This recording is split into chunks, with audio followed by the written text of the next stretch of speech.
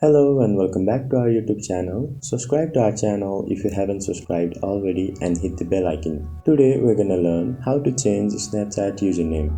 First of all, go to your Snapchat application.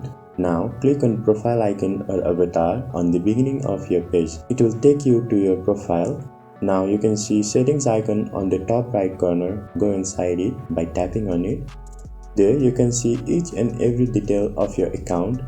Tap on the username and then tap on the field with your username or change username text. It will pop up a message saying you can change your username once a year only.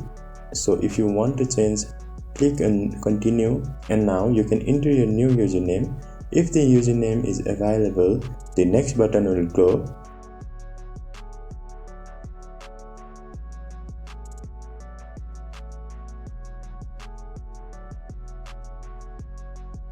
Tap on it and it will ask you to enter your password. Enter your password and tap on confirm. So that is all. That is how you can change the username of your Snapchat. Thank you for watching the video till the end. If you face any problems, let us know on the comment section below. And also hit the like button if it helped you. Do subscribe and hit the bell icon for similar videos.